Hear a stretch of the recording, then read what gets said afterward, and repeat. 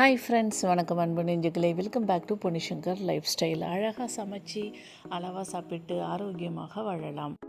உலகத்தில் உள்ள அனைத்து மகளிருக்கும் மகளிர் தின நல்வாழ்த்துக்கள். Happy women's day to all wonderful ladies in the world. இன்றைக்கி சண்டே, ஸோ விலாகுக்கு லீவு விட்டுறலாம், இன்றைக்கி போட வேணாம் அப்படின்னு நினச்சிட்டு இருந்தேன். இன்றைக்கி விமன்ஸ் டேங்கிறதுனாலையும் ப்ளஸ் இன்றைக்கி ரொம்ப நாளைக்கு அப்புறமா நான் யோகா பார்க்குக்கு போயிருந்தேன்.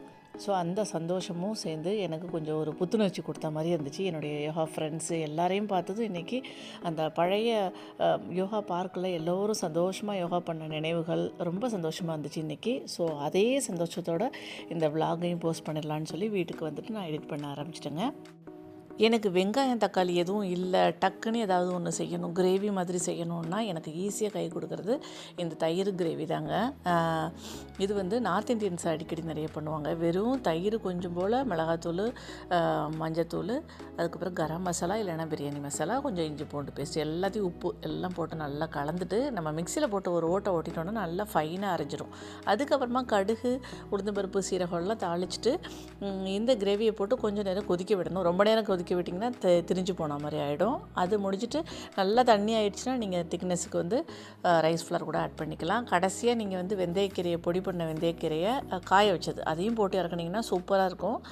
அது கூட எந்த காய் வேணாலும் நான் போட்டுக்கலாம். அதுதான் அன்றைக்கி நான் பண்ணியிருந்தேன். சக்கரவள்ளி கிழங்கு சப்பாத்தி கூட அந்த இதுதான் நீங்கள் பார்த்துருந்தது.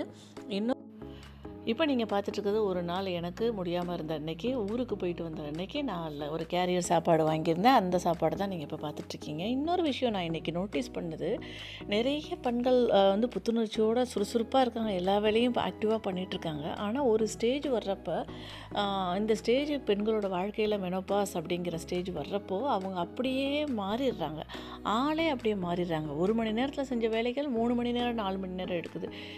இந்த விஷயத்தில், இந்த நேரத்தில் நம்ம ஒன்று புரிஞ்சுக்கணும். நம்ம வீட்டில் இருக்கிற பெண்களுக்கு ஆதரவாக கூட இருக்கிறவங்க, அதாவது கணவர், பையன், மாமனார், அதாவது பெண்கள் புரிஞ்சுக்குவாங்க அந்த சுச்சுவேஷனை. கூட இருக்கிற ஆண்களும் புரிஞ்சுக்கிட்டு கூட நிற்கிறப்ப தான் அந்த பெண்ணால் எழுந்து அடியெடுத்து அடுத்த ஸ்டெப்புக்கு போக முடியும். அதனால் தயவு செஞ்சு மெனோபா ஸ்டேஜில் இருக்கிற பெண்கள் கூட இருக்கிற வீட்டில் ஆண்கள் தயவு செஞ்சு அவங்க கூட கொஞ்சம் ஹெல்ப் பண்ணி அவங்களோட சேர்ந்து அனுசரித்து போனோன்னா இந்த வாழ்க்கை கணவன் மனைவி பிரிதல் இல்லாமல் புரிதலோடு நடக்கும் அப்படின்னு நான் நினைக்கிறேன்.